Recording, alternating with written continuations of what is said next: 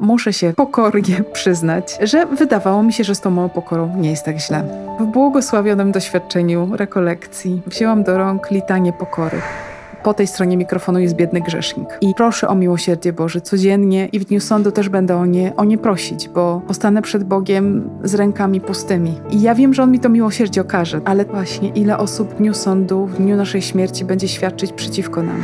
Wtem ujrzałam pewną duszę, która się rozłączała od ciała w strasznych mękach. O Jezu, kiedy to mam pisać, drżę cała na widok okropności, które świadczą przeciw Niemu. Pomimo, że siostra Faustyna nie wspomina tutaj z imienia i nazwiska, kim jest ta osoba, która kona, ale my już dzisiaj wiemy, kto to jest. I ja spotkałam w moim życiu wielu ojców, matek, którzy mnie zawstydzali. Ich wiara była takim przyczynkiem ku mojemu nawróceniu. Jeżeli każdy z nas, osób konsekrowanych, księży, naprawdę się przejmie tym swoim powołaniem, weźmie je na serio, będzie żył nim na serio pełnią tego powołania, to ja jestem przekonana, że możemy naprawdę pomóc światu. My mamy te głody, bo ciągle się czujemy tacy niewystarczający i gdzieś szukamy tego uwiarygodnienia czy też podniesienia naszej wartości w oczach innych.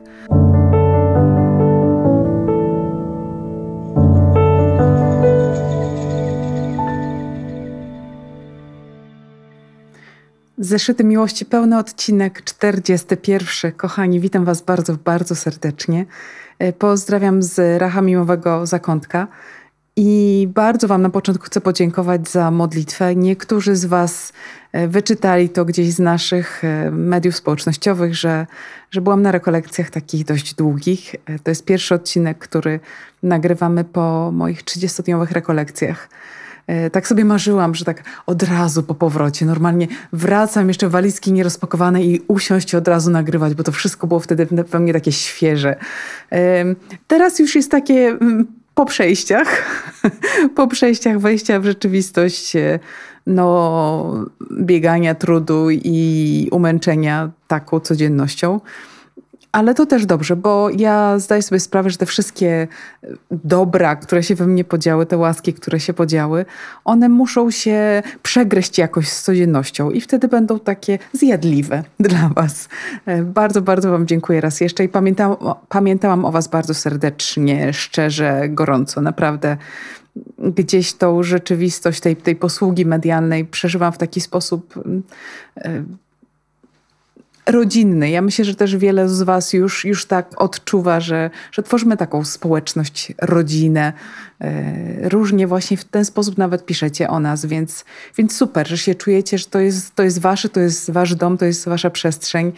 My jesteśmy Wasze siostry, więc wszystko się jakoś tak w coraz bardziej przeżywanej nawet jako rodzina rzeczywistości odbywa, więc super, cieszę się bardzo. I no tak, więc szczerze o Was pamiętałam w modlitwie. Bardzo ciekawa rzecz, tak sobie wyliczyłam, że ten odcinek nam się pojawi w niedzielę Jezusa Chrystusa, Króla Wszechświata. I myślę, że genialnie, że takie fragmenty, jak przypadają na dziś i taki główny motyw, który nam się dziś wyłoni, wypada w taką uroczystość Jezusa Chrystusa, Króla Wszechświata. Sami zobaczycie, jak to przeciekawie wybrzmi, jak pójdziecie dalej w odcinek razem z nami. A zanim pójdziemy w czytanie, chciałabym przeczytać trochę Waszych komentarzy, bo zadałam Wam pytanie pod odcinkiem 35. W jakich okolicznościach, w jakich miejscach słuchacie naszego podcastu? I Wasza odpowiedź jest po prostu oszałamiająca, bo jest na chwilę obecną aż 1000 komentarzy pod tym odcinkiem. 1000 komentarzy. Zawsze mamy kilkaset, ale 1000? Nie wiem, czy są inne odcinki. Możecie tam posprawdzać. Ale wydaje mi się, że to jest jedyny, który ma tak dużo komentarzy, zatrzęsienie komentarzy. I wielu z nich po prostu odpowiadacie na pytanie o to, w jakich okolicznościach, w jakim miejscu słuchacie.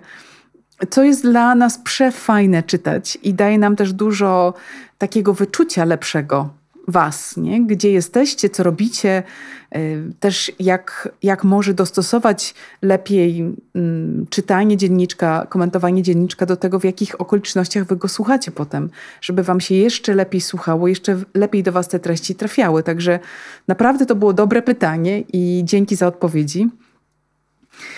Nie ma szans, żeby przeczytać wam wszystkie komentarze, ale ciut.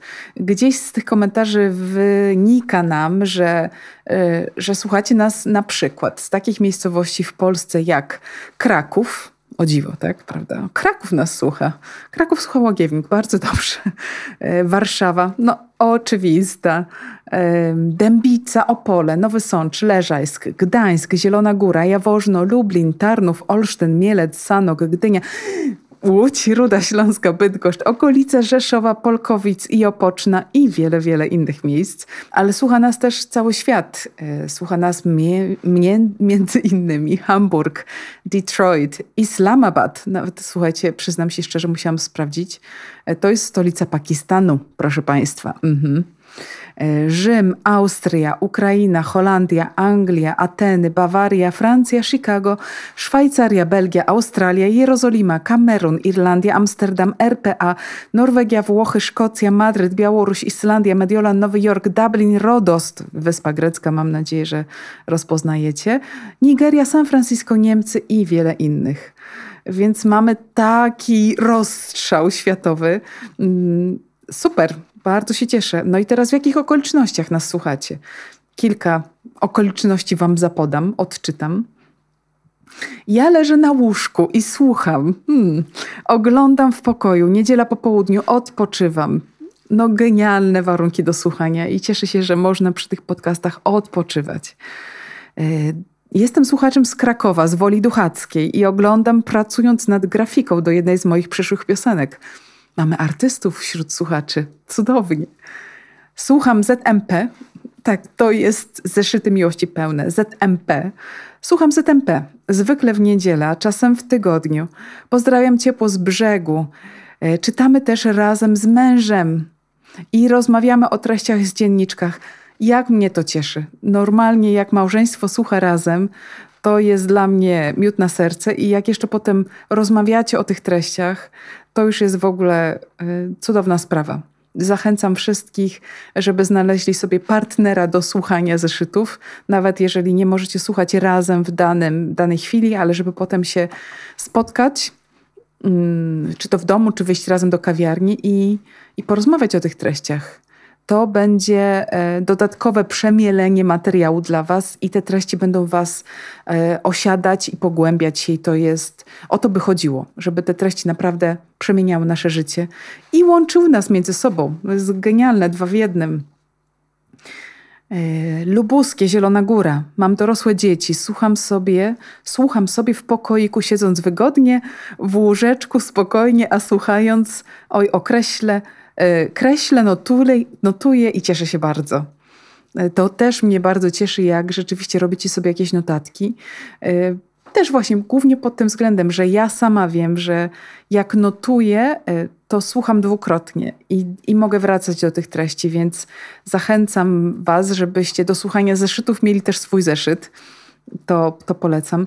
Witam, jestem z małej miejscowości Żelazna, gmina Choczewo, powiat wejherowski, ale szczegółowe opisanie.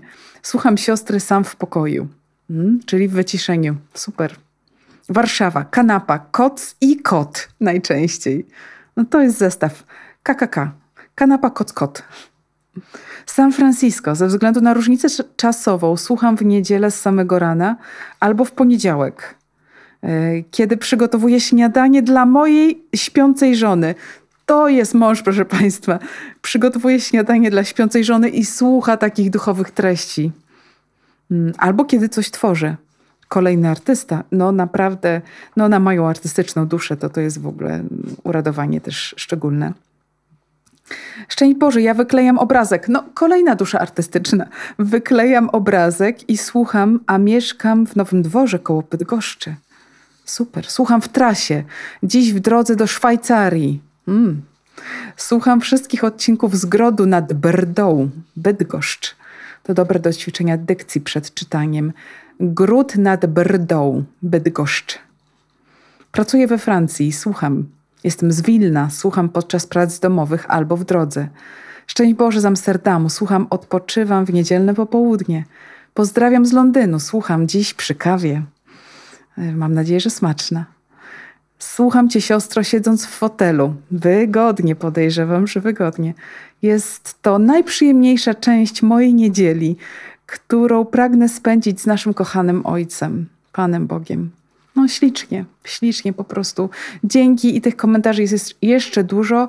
Mam nadzieję, że jeszcze będzie kiedyś sposobność wam ciut z tego poczytać, a jeżeli chcecie sami, to po prostu wejdźcie pod odcinek 35 i poczytajcie sobie, żeby poznać lepiej rodzinę zeszytową, prawda? Skoro już żeśmy się troszkę lepiej poznali, myślę, że to jest dobry moment, żeby już iść w czytanie.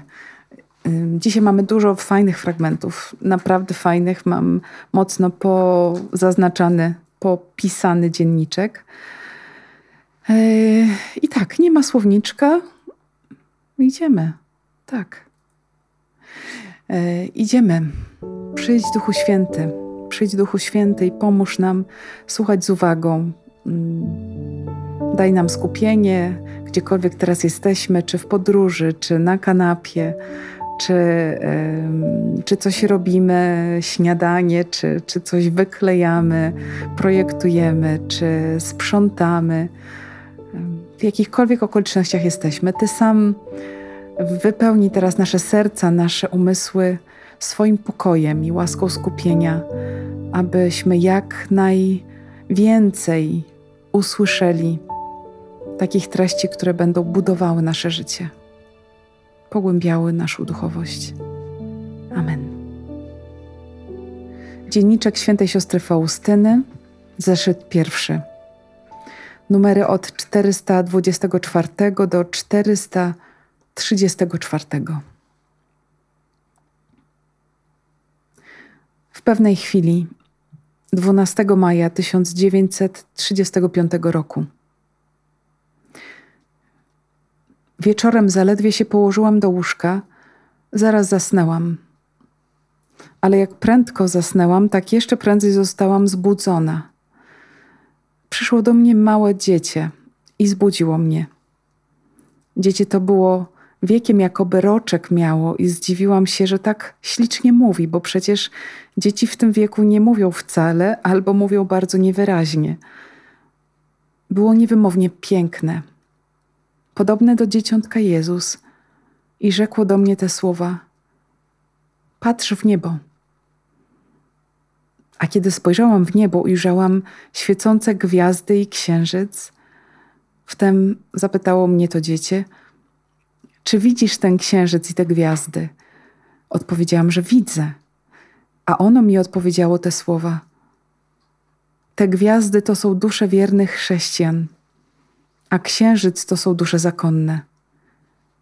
Widzisz, jak wielka różnica światła jest między księżycem a gwiazdami? Tak w niebie jest wielka różnica między duszą zakonną a wiernego chrześcijanina. I mówiło mi dalej, że prawdziwa wielkość jest w miłowaniu Boga i w pokorze.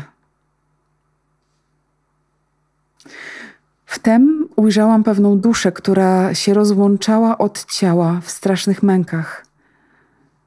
O Jezu, kiedy to mam pisać, drżę cała na widok okropności, które świadczą przeciw Niemu. Widziałam, jak wychodziły z jakiejś otchłani błotniste dusze małych dzieci i większych, jakie 9 lat. Dusze te były wstrętne i obrzydliwe, podobne do najstraszniejszych potworów, do rozpadających się trupów, ale te trupy były żywe i głośno świadczyły przeciw duszy tej, którą widzę w skonaniu. A dusza, którą widzę w skonaniu, jest to dusza, która była pełna zaszczytów i oklasków światowych, a których końcem jest próżnia i grzech. Na koniec wyszła niewiasta, która trzymała jakoby w fartuchu łzy i ta bardzo świadczyła przeciw Niemu. O godzino straszna, w której widzieć trzeba wszystkie czyny swoje w całej nagości i nędzy. Nie ginie z nich ani jeden. Wiernie towarzyszyć nam będą na sąd Boży. Nie mam wyrazów ani porównań na wypowiedzenie rzeczy tak strasznych, a chociaż zdaje mi się, że dusza ta nie jest potępiona, to jednak Męki jej nie różnią się niczym od mąk piekielnych, tylko jest ta różnica, że się kiedyś skończą. Po chwili ujrzałam znowuż to samo dziecię, które mnie zbudziło, a było ślicznej piękności i powtórzyło mi te słowa: prawdziwa wielkość duszy jest w miłowaniu Boga i w pokorze. Zapytałam się tego dziecka: skąd ty to wiesz, że prawdziwa wielkość duszy jest w miłowaniu Boga i pokorze?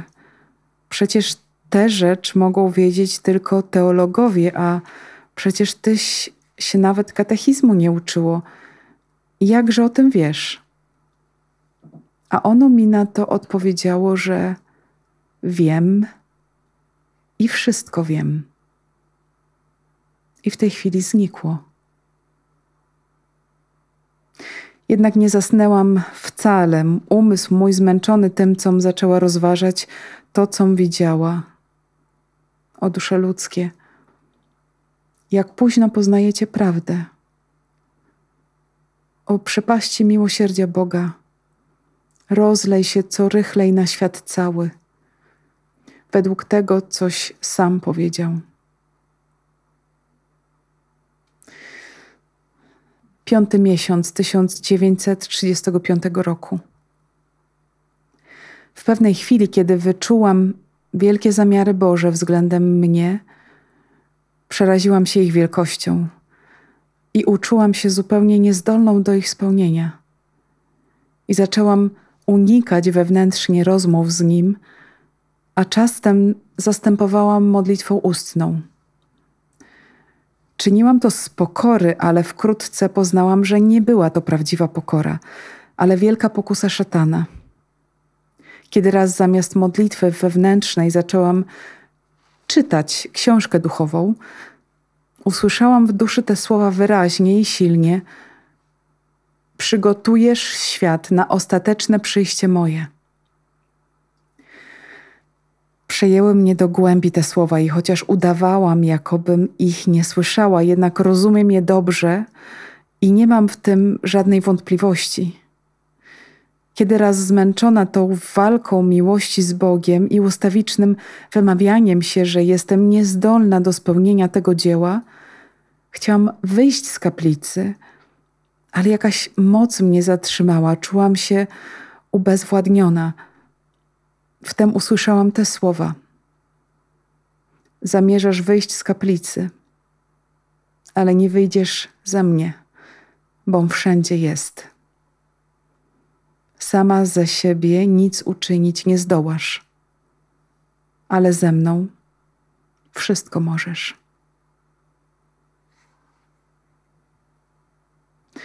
Kiedy udałam się w tygodniu do swego spowiednika i odsłoniłam stan swojej duszy, a szczególnie, że unikam wewnętrznej rozmowy z Bogiem, otrzymałam taką odpowiedź, że nie wolno mi się usuwać od wewnętrznej rozmowy z Bogiem, ale mam wsłuchiwać się w słowa, które mówi do mnie. Postąpiłam według wskazówki spowiednika i przy pierwszym spotkaniu się z Panem upadłam do stóp Jezusa i sercem rozdartym przepraszałam za wszystko. Wtem Jezus podniósł mnie z ziemi i posadził obok siebie i pozwolił mi położyć głowę na piersiach swoich, abym mogła zrozumieć i lepiej wyczuć pragnienia Jego najsłodszego serca. I wtem rzekł mi Jezus te słowa: córko moja, nie lękaj się niczego. Jam zawsze z tobą. Wszyscy przeciwnicy o tyle ci tylko szkodzić będą, o ile ja im na to pozwolę. Tyś mi jest mieszkaniem i stałym odpocznieniem moim. Dla Ciebie powstrzymam rękę karzącą, dla Ciebie błogosławię ziemi. W tej samej chwili uczułam jakiś ogień w sercu swoim. Czuję, że ustają zmysły moje. Nie wiem, co się wokoło mnie dzieje. Czuję, że mnie przenika wzrok Pański. Poznaję dobrze wielkość Jego i nędzę swoją. Cierpienie jakieś dziwne przenika duszę moją i radość taka, jakiej porównać z niczym nie zdołam. Czuję się ubezwładniona w objęciach Boga. Czuję, że jestem w Nim i rozpływam się jako jedna kropla wody w oceanie. Nie umiem tego wyrazić, co przeżywam. Po takiej modlitwie wewnętrznej czuję siłę i moc do pełnienia cnót najtrudniejszych. Czuję niechęć do wszystkich rzeczy, które świat ma w poważaniu. Pragnę całą duszą samotności i ciszy. Maj 1935 roku. W czasie 40-godzinnego nabożeństwa widziałam oblicze Pana Jezusa w hostii świętej, która była wystawiona w monstrancji. Jezus patrzył się łaskawie na wszystkich. Często widzę dzieciątko Jezus w czasie mszy świętej. Jest niezmiernie piękne. Na wiek to tak wygląda, jakoby mu roczek dochodził. Kiedy raz w naszej kaplicy ujrzałam to samo dzieciątko w czasie mszy świętej, opanowało mnie szalone pragnienie i chęć nieprzeparta, żeby się zbliżyć do ołtarza i zabrać Dziecię Jezus. W tej samej chwili Dziecię Jezus stanęło przy mnie, na rogu klęcznika i obiema rączętami trzymało się ramienia mojego. Wdzięczne i radosne. Wzrok pełen głębi i przenikliwości. Jednak kiedy kapłan złamał hostię, Jezus stanął na ołtarzu i został złamany i spożyty przez tego kapłana. Po Komunii Świętej ujrzałam Jezusa takiego samego w sercu swoim i czułam Go przez cały dzień fizycznie, rzeczywiście w sercu swoim. Skupienie głębsze ogarniało mnie bezwiednie i nie mówiłam z nikim ani słowa. Unikałam, o ile mogłam, obecności ludzi. Odpowiadałam zawsze na pytania co do obowiązków. Poza tym ani jednego słowa. Jak ja bardzo rozumiem siostrę Faustynę w tych klimatach pragnienia całą duszą samotności i ciszy i tego doświadczenia Boga, które sprawia, że nie masz ochoty mówić i się spotykać z ludźmi.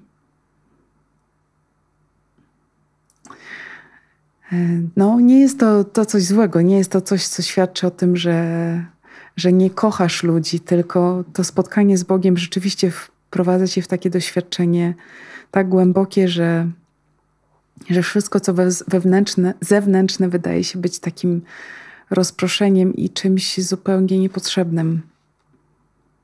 Spotkania, słowa.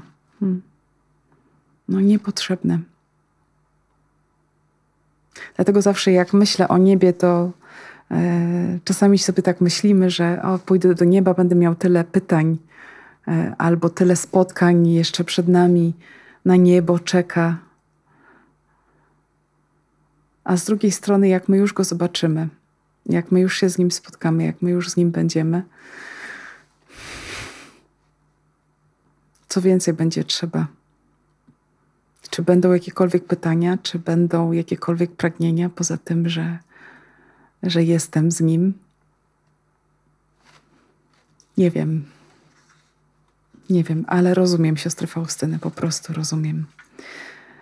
Przy tej okazji tak wszystkich was chcę zachęcić po raz kolejny, bo motyw rekolekcji się często pojawia. Zachęcić do rekolekcji, tak.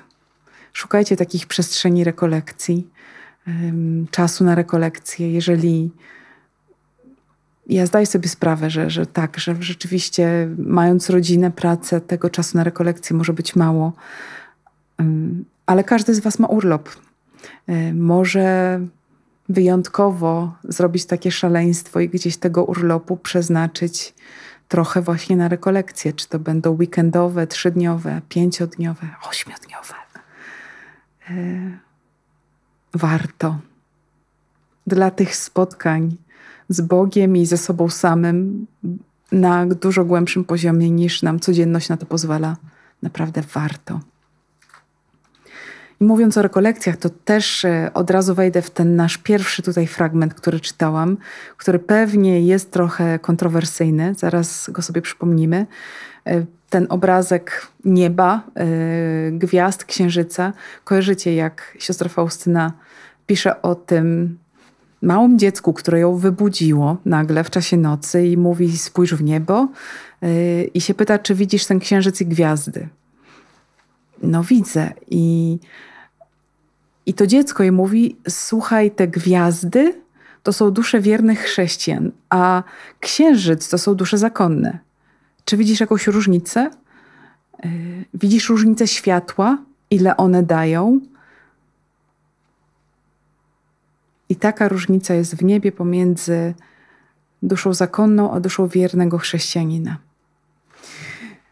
I powiem wam, że kiedyś jak to czytałam, ten fragment, jak byłam młodą siostrą zakonną, no to było takie umacniające w powołaniu. Tak rozumiejąc bardzo dosłownie, tak sobie myślałam: o super, to w takim razie super, że wybrałam tą drogę życia zakonnego, że będę mogła być jak księżyc i dawać więcej światła.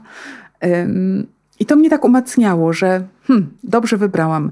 Bo ja jestem z tych, co dużo mieli takich rozdarć w sobie, bo zawsze uważałam rodzinę za wielką wartość i zwyczajnie w świecie chciałam mieć rodzinę. I wiedziałam, że rodzina może żyć w sposób bardzo święty i ja mogę też bardzo święcie żyć, będąc mamą i żoną. Więc dlatego ciężko mi było się gdzieś tam też jakoś zdecydować na tą drogę życia zakonnego, bo cały czas miałam w głowie: ale przecież to nie jest lepsze powołanie. No właśnie. Ja, która urodziłam się już po II Soborze Watykańskim, który mówi bardzo wyraźnie, że nie ma lepszych, gorszych powołań, że powołanie zakonne wcale nie jest lepsze niż powołanie do życia w rodzinie. Siostra Faustyna, która żyje przed tym czasem i gdzieś w tej mentalności ona żyje jeszcze, kiedy jest mówione, że to powołanie do życia zakonnego, do kapłaństwa jest jakieś takie doskonalsze. Chyba właśnie to słowo było często używane. Ja już wiem, że nie. My już dzisiaj wiemy, że nie. Aczkolwiek jest rzeczywiście szczególne. To słowo chyba najlepiej mi pasuje, że to jest szczególne powołanie i rzeczywiście my mamy być jakimś takim pośrednikiem, osoby zakonne, kapłani, pomiędzy ziemią a niebem. Nie jakimś łącznikiem między ziemią a niebem. Kimś, kto jest takim właśnie światłem, które wskazuje którędy do nieba. To jest nasze szczególne powołanie, żeby nie tylko samemu się uświęcić, ale pomóc wielu osobom do tej świętości dojść. I to się dzieje poprzez to światło, które, no właśnie, jak księżyc, odbijamy. To nie jest światło, które my dajemy. Cokolwiek w zeszytach was porusza i dzięki serdeczne za te piękne komentarze, które niejednokrotnie piszecie. I widzę, że te treści was poruszają i Bogu dzięki za to. Bogu dzięki, bo to On dotyka waszych serc, to On jest tym światłem, które się przebija przez ten ekran, przebija przez te mikrofony i dotyka waszych serc. I no właśnie, my, księżyc, ktokolwiek się tu pojawia, jakakolwiek siostra, ksiądz, to jest ten księżyc, to jest tylko odbicie światła. My tylko odbijamy światło słońca, którym jest Jezus. Też jest piękna rzecz, nie wiem, czy słyszeliście, że kwiatem, który symbolizuje życie zakonne, osoby zakonne, braci, siostry, jest słonecznik. Słonecznik, który rzeczywiście zawsze się zwraca w stronę słońca. Nie wiem, czy to zauważyliście gdzieś, ale to jest coś pięknego, że te słoneczniki na tych swoich szyjkach tak tylko wypatrują, gdzie jest słońce i się przekręcają w jego stronę. I tak i my mamy być całkowicie ukierunkowani na słońce, po to, żeby lepiej to światło słońca, lepiej światło Jezusa odbijać, pełniej i pełniej wam go dawać. To jest nasza szczególna misja w tym świecie. Nie jest to lepsze powołanie, jest to szczególne powołanie, na pewno. I jestem przekonana, że jeżeli żyjemy pełnią tego powołania, i tutaj chcę też pozdrowić wszystkie siostry, które słuchają tego podcastu, braci, księży, ojców, bo wiem, że tacy też są i nawet z niektórymi miałam okazję ostatnio się spotkać, chociażby podczas rekolekcji, przed, po. I no właśnie, jeżeli każdy z nas, osób konsekrowanych, księży, naprawdę się przejmie tym swoim powołaniem, weźmie je na serio, będzie żył nim na serio, pełnią tego powołania, to ja jestem przekonana, że możemy naprawdę bardzo pomóc światu, bardzo pomóc ludziom, że to powołanie otwiera przed nami niesamowitą perspektywę, że ma w sobie olbrzymi potencjał, o czym też świadczyć by mogło chociażby tak wiele osób błogosławionych i świętych, którzy żyli na tej drodze życia zakonnego i kapłańskiego. Olbrzymi potencjał ma w sobie, ale możemy też tego potencjału nie wykorzystać. I ja spotkałam w moim życiu wielu ojców, matek, którzy mnie zawstydzali. Ich wiara, ich piękne życie mnie zawstydzała. I była takim przyczynkiem ku mojemu nawróceniu, ku pokorze. I Bogu za nich dziękuję. I cały czas patrzę na nich z podziwem i się od nich uczę. Miłości Boga i miłości drugiego człowieka i pokory i wytrwałości, cierpliwości. Te noce nieprzespane przy małych dzieciach. Ta ofiara z życia, którą składa się naprawdę tak bardzo całopalnie, niejednokrotnie po prostu, kiedy opieka dziećmi jest tak wymagająca, albo dzieci po prostu są chore, albo jakieś inne trudności się dzieją i naprawdę te twoje życie jest złożone w ofierze takiej całopalnej. To naprawdę przypomina Golgotę. Ale Golgotę, która jest szczytem miłości, to właśnie to mnie chyba najbardziej zachwyca, że widzę w świadectwie osób świeckich, które żyją w rodzinie, że oni potrafią z miłością to wszystko robić, oddawać życie dla męża, żony, dzieci z miłością. I teraz coraz więcej mamy kanonizowanych osób, które nie były w zakonie, nie były kapłanami. I tutaj dla nas, osób zakonnych, taka czerwone światełko się powinno teraz zapalić i słuchajcie, musimy się nawracać szybko, żeby żyć tym, do czego Pan Bóg nas powołał i żeby nie zabrakło błogosławionych i kanonizowanych z naszego stanu życia. Bo jeżeli zabraknie, to będzie tylko i wyłącznie nasza wina. Tylko i wyłącznie nasza wina. No dobrze, porusza mnie bardzo to, ale trzeba iść dalej. Tak. Jest na początku właśnie naszych czytań dzisiejszych jest cały taki duży blok, który stanowi pewną całość, mam nadzieję, że to jakoś wyczuliście, kontrastu między pokorą a wielkością. Jak rozumieć prawdziwą wielkość? To jest ten duży blok, kiedy zaczyna się tak bardzo, bardzo mocno. Jest ten fragment 425, gdzie siostra Faustyna opisuje, jak widzi konanie, agonię osoby światowej, która była pełna zaszczytów, jak to ona opisuje, i oklasków światowych.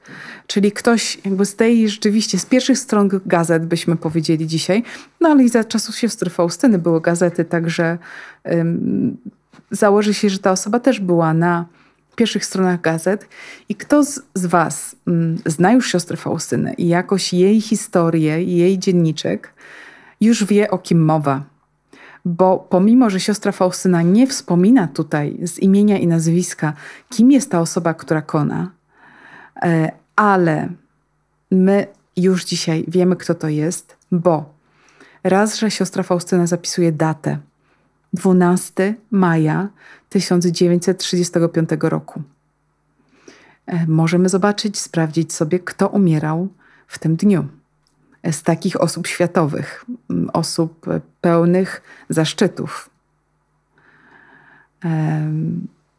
Mamy też, uwaga, robię sięgnięcie, to chyba nie jest słowo, siągnięcie też chyba nie jest słowo. Marcin, dziękuję Ci bardzo, Twoja ręka okazała się bardzo pomocna i mam przed sobą wspomnienia o świętej siostrze Faustynie. To jest świetna książka, którą już kiedyś Wam reklamowałam, ale nie zabijcie mnie proszę, bo chyba jeszcze nie ma wznowionego nakładu. Ulepszaliśmy to wydanie, więc jeszcze chwilę, a będzie nowe wydanie, nowa publikacja. Dam Wam znać, że już jest do kupienia. Świetna rzecz. I tutaj chociażby o świętej siostrze Faustynie są wspomnienia także księdza Sopoćki. I ksiądz Sopoćko zapytał siostrę Faustynę o tą osobę. Kim jest ta osoba, której konanie jest opisane w tak straszny sposób? Przeczytam Wam z zapisków księdza Sopoćki. Siostra Faustyna opowiedziała mi swoje przeżycia. 12 maja widziała w duchu konającego marszałka Józefa Piłsudskiego i opowiadała o strasznych jego cierpieniach.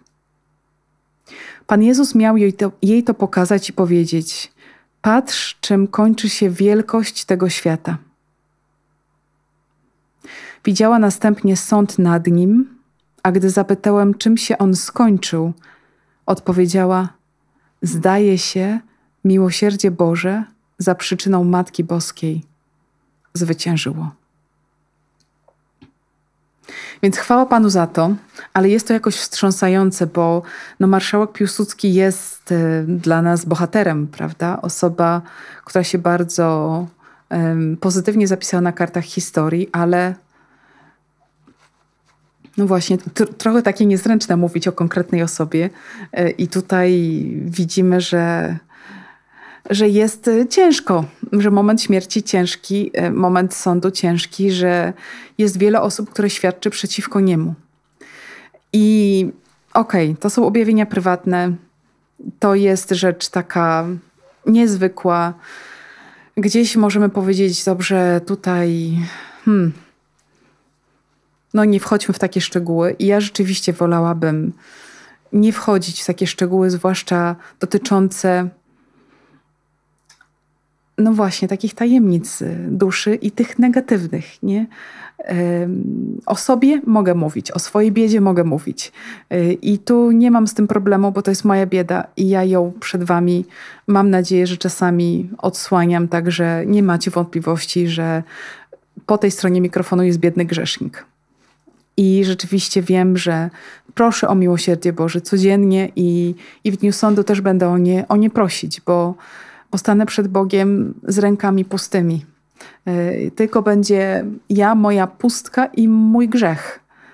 I ja wiem, że On mi to miłosierdzie okaże. To jest moje bogactwo, że ja naprawdę wiem, że On jest miłością samą i On mi miłosierdzie okaże w dniu sądu. Ale tak, właśnie, ile osób w dniu sądu, w dniu naszej śmierci będzie świadczyć przeciwko nam. Ile łez wylanych będzie świadczyć przeciwko nam. Oby jak najmniej. Oby jak najmniej. I dlatego Pan Bóg nam daje teraz czas na nawracanie się, że my teraz możemy decydować, zmieniać. My możemy zmienić tą rzeczywistość naszą. Teraz decydujemy, możemy innych wyborów dokonywać. Nawet jeżeli teraz w Tobie się otwierają jakieś przestrzenie i tak widzisz, że jejku, nie jedna osoba już przeze mnie płakała, a nawet jeżeli ja tego nie widziałem, to wiem, że skrzywdziłem niejedną osobę. Słuchaj, Twoja postawa teraz może zaleczyć wiele ran i wiele łez może zostać wysuszonych, otartych. Ty swoją postawą teraz możesz dużo zmienić. Także jeżeli otwiera Ci się jakieś okienko, że jest ktoś, kogo skrzywdziłeś, a jeszcze tej osoby nie przeprosiłeś tak z serca, nie nadrobiłeś dobrocią tej krzywdy, nie zrobiłeś, nie uczyniłeś jakiegoś dobra, które możesz uczynić. Zrób to teraz, zrób to dzisiaj. Nie czekaj. Nie wiadomo, ile jeszcze czasu masz Ty, ile czasu ma ta osoba. Czekaj, nie czekaj, nadrabiaj to dobro. Czyń dużo dobra. A jeżeli tej osoby już nie ma, po prostu módl się za nią, módl się za jej duszę, a możesz otwierać się na przestrzeń czynienia dobra dla wielu innych osób, które są wokół ciebie teraz. Może które są pokrzywdzone przez innych. Ty możesz być tym plastrem miodu, możesz być tym plastrem uleczających ich rany. Tak, słyszałam w życiu, zwłaszcza gdzieś z historii, przykłady osób, które w życiu trochę nabroiły, może nawet trochę bardzo, ale potem gdzieś świadome tego i gdzieś już widzące, że to nie było fajne, ich decyzje życiowe nie były fajne, zaczynały taką drogę życia, no właśnie, nadrabiającą dobrem. Dzisiaj akurat była czytana Ewangelia o Zacheuszu. To jest to, nie? Zacheusz, który nagle doświadczył miłości Pana Boga i to, że Pan Bóg się go nie brzydzi, nie wstydzi, że chce z nim być. Przychodzi do niego do domu i Zacheusz, dotknięty tą miłością, nagle zaczyna zmieniać swoje życie, nadrabiać. Teraz czyni dużo dobra.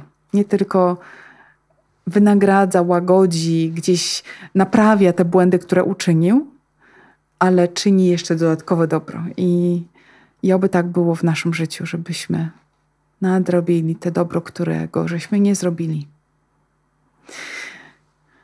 Prawdziwa wielkość duszy jest w miłowaniu Boga i w pokorze. To jest 2 razy powtórzone, to zdanie. I wiemy, że to dziecię, które widzi siostra Faustyna, to jest chyba dla was oczywiste, że to jest Jezus. To zdradził się chociażby tym zdaniem. Wiem i wszystko wiem. Tak? To mi się bardzo podoba. To jest takie bardzo jezusowe, taka odpowiedź, jak Faustyna nagle zaczyna tak rozkminiać po ludzku. Patrzy na dziecko, które ma około roku i coś jej tu nie pasuje, że jego wypowiedzi są takie jak wypowiedzi teologa, że tutaj nawet katechizmu się nie uczyłeś, a takie rzeczy mówisz tak mądre. No i to dziecko odpowiada: wiem i wszystko wiem. Więc to jest ten mały Jezus, który ją prowadzi przez to doświadczenie nieba, gwiazd, księżyca. Jezus, który jej towarzyszy przy tej wizji strasznej duszy konającej, światowej duszy. I Jezus, który powtarza jej dwukrotnie coś, co jest bardzo ważne. Prawdziwa wielkość jest w miłowaniu Boga i w pokorze. Czy kojarzycie tą Ewangelię, kiedy uczniowie się pokłócili, posprzeczali? Marcin, znowu cię poproszę, jakbyś mi podsunął tutaj Pismo Święte tym razem. Dzięki. Ja tu sobie otworzyłam na Marku, Marek 9 rozdział. To jest rewelacyjne. Przychodzą do Kafarnaum, Jezus jest w drodze z uczniami. Gdy był już w domu, zapytał się swoich uczniów: o czym tak rozprawialiście w drodze? Jakby nie wiedział, oczywiście, że wiedział. No i cóż, oni milczeli, bo byli zakłopotani, ponieważ w drodze posprzeczali się między sobą o to, kto z nich jest największy. Jakie to ludzkie, jacy oni są ludzcy. Tacy nasi, my tacy też jesteśmy. My się ciągle gdzieś porównujemy, szukamy tej wielkości, staramy się wyciągnąć szyję tak maksymalnie, żeby jednak zobaczyć, że gdzieś tam nad kimś górujemy, że jesteśmy od kogoś lepsi. Pocieszamy się tym, że ja nie jestem taki zły, on jest gorszy. Idiotyzm, ale taki nasz ludzki idiotyzm, który nam się zdarza co i róż. I reakcja Jezusa jest: siada i mówi do nich: kochani moi. Tu dodaję, ale na pewno gdzieś spojrzał na nich: naprawdę pomyliliście się, chłopaki. Jeśli ktoś chce być pierwszym, niech będzie ostatnim ze wszystkich i sługą wszystkich. Bo Bóg jest taki. I potem wziął dziecko. Postawił je przed nimi i objąwszy je ramionami, rzekł do nich: kto jedno z tych dzieci przyjmuje w imię moje, mnie przyjmuje, a kto mnie przyjmuje, nie przyjmuje mnie, lecz tego, który mnie posłał. Wziął dziecko i postawił je przed nimi jako wzór. Służba i pokora to jest wielkość. Służba i pokora to widzimy w Jezusie. Jezusie, który jest sługą, Jezusie pokornym. I tu przez siostrę Faustynę w tych słowach prawdziwa wielkość jest w miłowaniu Boga i w pokorze. Ustawia nam gdzieś tą hierarchię właściwą.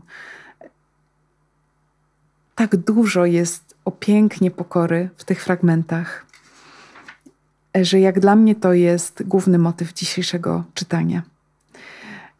I nie wiem jak wy, ale ja muszę się pokornie przyznać, że wydawało mi się, że z tą małą pokorą nie jest tak źle. Był taki moment w moim życiu, że tak mi się wydawało, że akurat to nie jest jakiś mój wielki problem. Tak właśnie myślałam.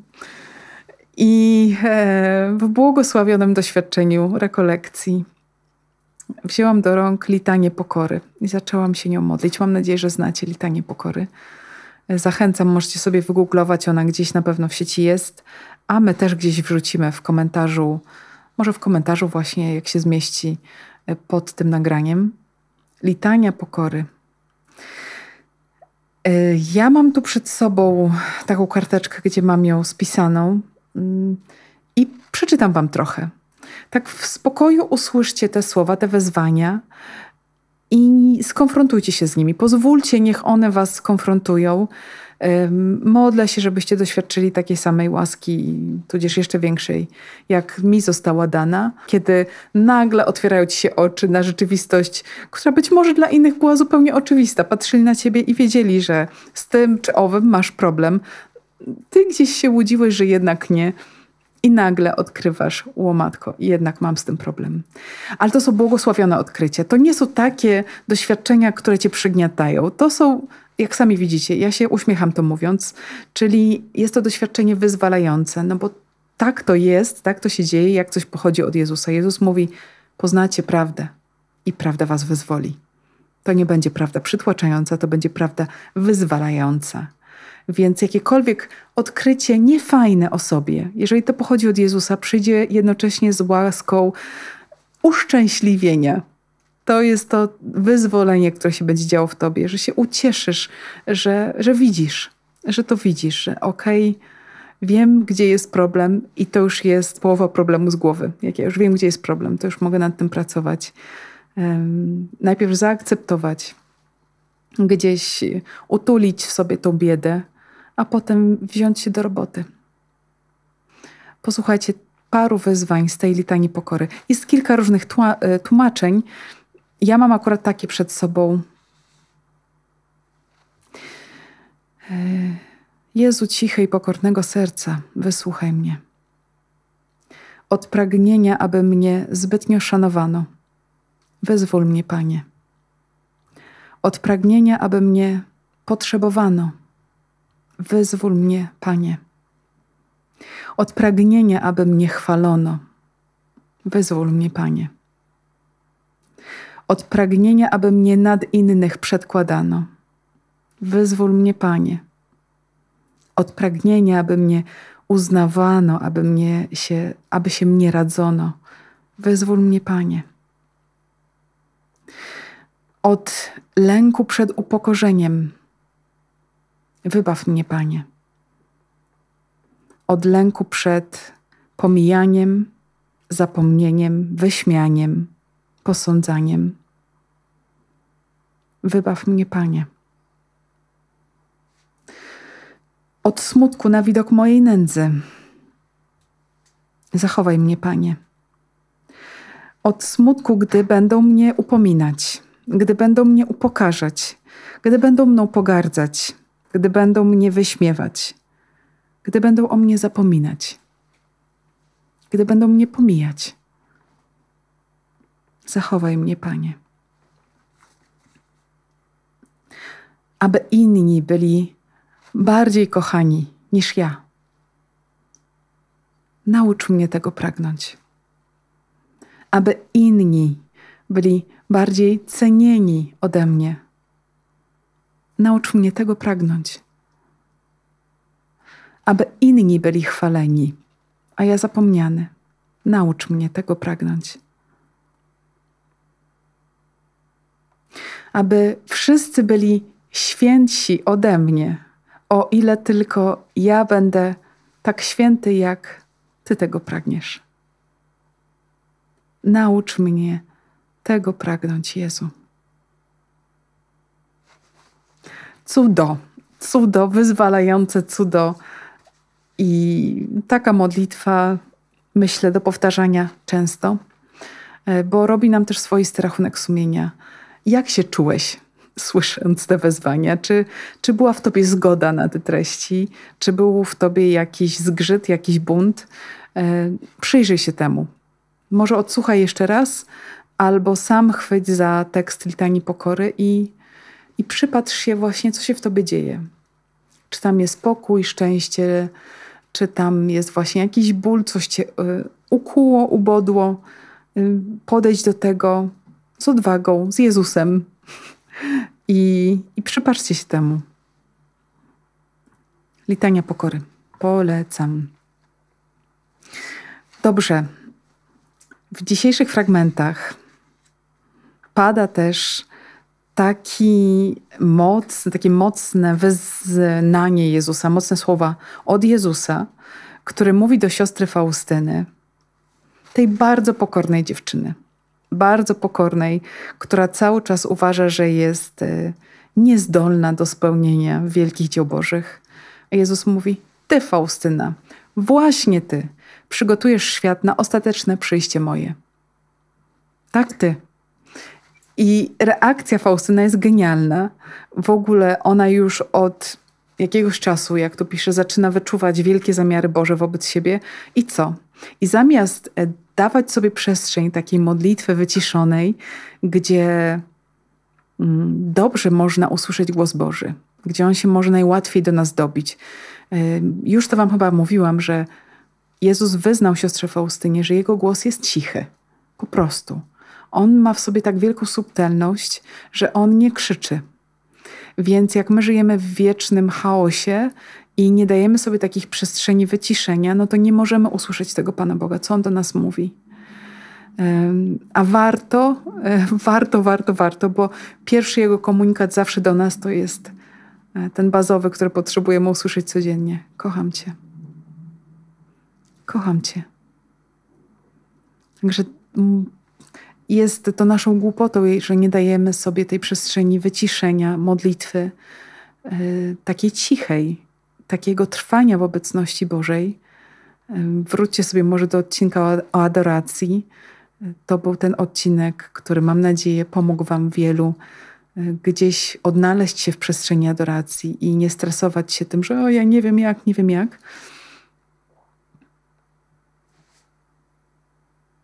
W momencie, kiedy dajemy sobie tą przestrzeń ciszy, Jezus może nam mówić, że nas kocha i może nam mówić o tym, jaki ma plan na nasze życie, jaką ma misję dla nas, co dla nas przygotował, co przed nami, jakie są Jego zamiary. I Faustyna tutaj się tego boi i świetnie wychodzi jej ludzka natura i jej jakieś... No to, że się lęka, to, że nie wierzy w siebie, nie dowierza, ma jakieś niskie poczucie własnej wartości albo jakieś dziwne wyobrażenie na temat tego, jak wielcy powinni być ludzie, którzy pełnią dzieła Boże. Wszystko to jakoś w niej działa, w niej się kotłuje i sprawia, że zaczyna unikać takiej modlitwy, takiej przestrzeni modlitwy, w której przypadkiem mogłaby usłyszeć Jezusa, który jej coś powie więcej niż to, że Cię kocham, ale też mam plan na Twoje życie, a Twoja misja będzie przygotujesz świat na ostateczne przyjście moje. To jest nie do uniesienia, jak zdasz sobie sprawę, czym jest ostateczne przyjście Chrystusa. To jest koniec świata, to jest ten moment finalny, ten moment końca i początku, nie? Bo to jest początek też nowego świata, ale też jakiś taki tajemniczy, którego się wiele osób przecież boi, moment jakiegoś zakończenia, jakiejś konfrontacji i nagle okazuje się, że ty, mała mróweczka, masz być osobą, którą Bóg się posłuży, żeby przygotować świat. Nawet nie wiem, twoją najbliższą rodzinę. Świat cały. To jest ciężar olbrzymiej odpowiedzialności. I ja się nie dziwię siostrze Faustynie, że ona zaczyna unikać takich przestrzeni, gdzie mogłaby usłyszeć Pana Boga, który jej to powie. I wręcz, zobaczcie, ona tutaj sobie pisze: zastępowałam modlitwę taką skupioną, cichą, modlitwą ustną. Czyli wiecie, wszystkie litanie, różańce, tak, kiedy możemy po prostu wypowiadać jakieś słowa i w pewien sposób jakoś to utrudnia jednak usłyszenie czegoś. No więc siostra Faustyna mówi do Jezusa, byleby tylko nie usłyszeć, co On mówi do niej. Ale Jezus sobie i tak z tym poradził i Faustyna zapisuje: pomimo że sięgnęłam po książkę duchową, żeby też zagłuszyć głos Jezusa i po prostu zagadać Go. I tak w sposób wyraźny i silny usłyszałam te słowa: przygotujesz świat na ostateczne przyjście moje. Usłyszała to wyraźnie i mówi: udawałam, jakobym ich nie usłyszała. Świetna jesteś, Faustyna. No i potem zaczyna się wymawiać: jestem niezdolna do spełnienia dzieła tego. No i Jezus jej potwierdza: tak, dziewczyno kochana moja, tak, sama z siebie nic uczynić nie zdołasz, ale ze mną wszystko możesz.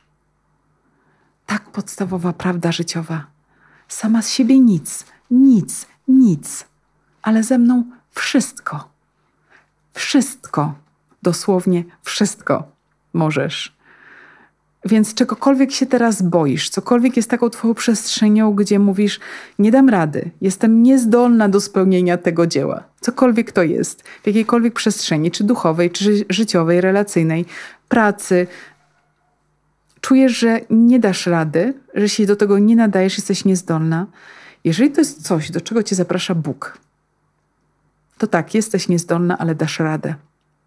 Bo z Nim, z Jego łaską dasz radę. Wszystko możesz.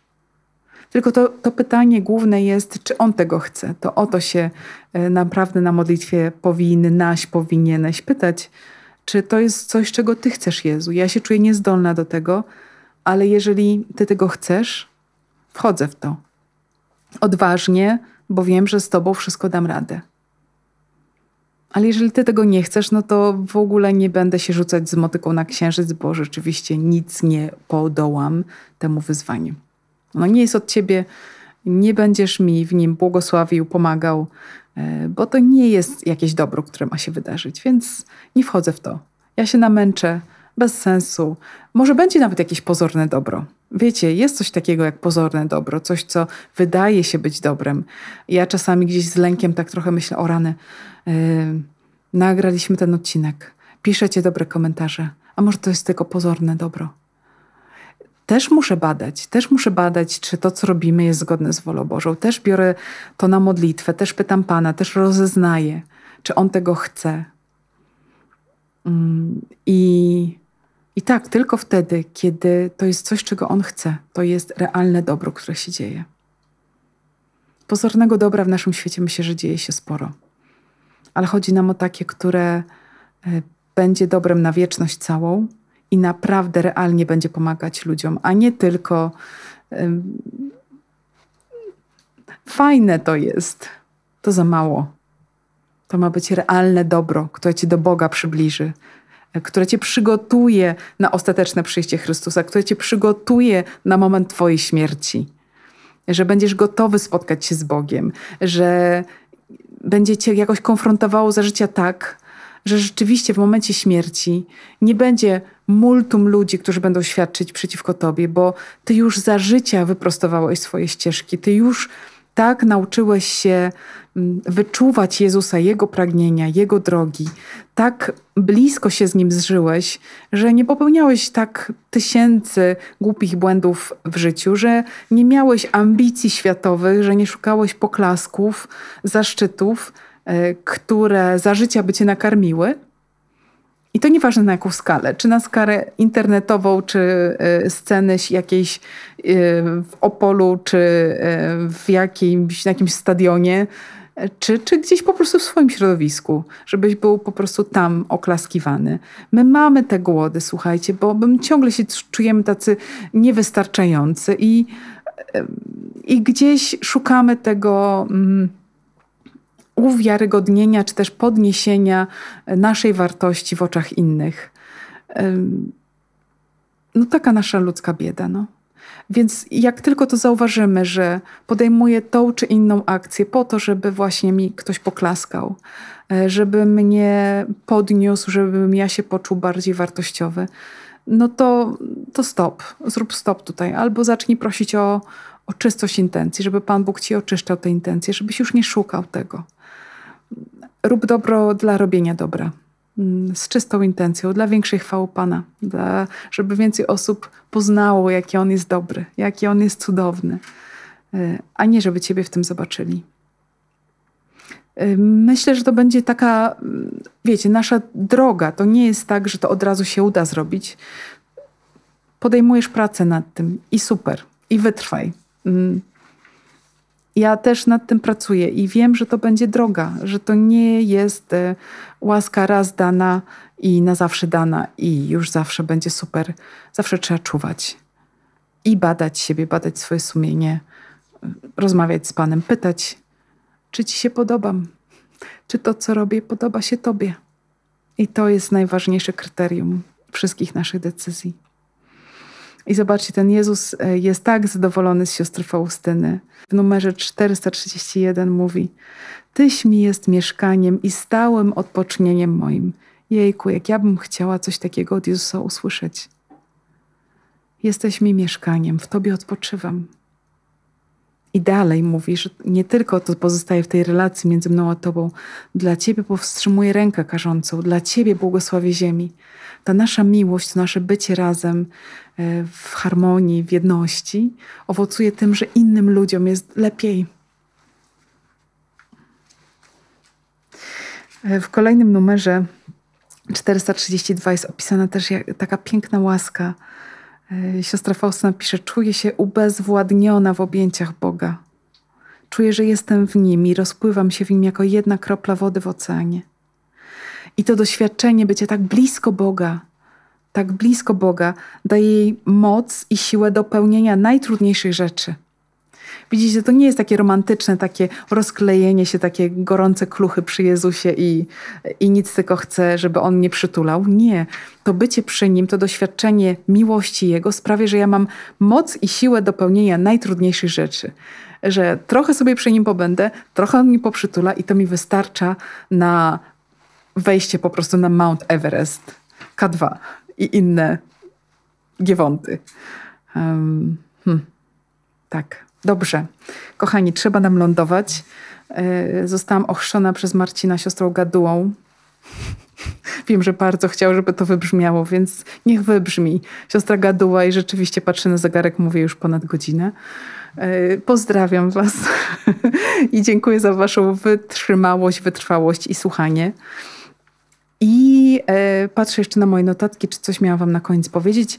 Na pewno podziękować. Podziękować i za to, że jesteście z nami, za to, że wspieracie modlitwą, dobrym słowem, że wspieracie finansowo. Mamy takie grono już wytrwałych, stałych wspomagaczy naszego dzieła. Dzięki wielkie wszystkim Wam, którzy jesteście z nami na Patronite, naszymi patronami, którzy też wpłacacie na nasze konto. I to wszystko sprawia, że możemy po prostu na razie głównie poza pokrywaniem kosztów tworzenia tych podcastów rzeczywiście już regularnie odkładamy pieniądze, żeby móc zainwestować w studio. My cały czas nagrywamy w miejscu pracy codziennej siostry Gaudi i zbiórek sióstr rachamimowych, które tutaj się spotykają na posiedzeniach i burzach mózgu.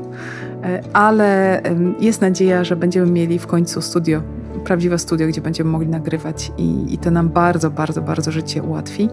Odkładamy na to. Także dzięki za każde Wasze wsparcie. Jesteśmy coraz bliżej celu. Dzięki raz jeszcze. Niech Pan Bóg Wam błogosławi. Miejcie piękny dzień, wieczór, poranek. Wszystko.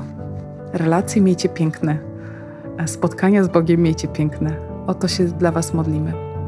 Pozdrawiam z Rachamimowego Zakątka. Święta siostro Faustyno, módl się za nami. Jezu, ufam Tobie. Z Bogiem.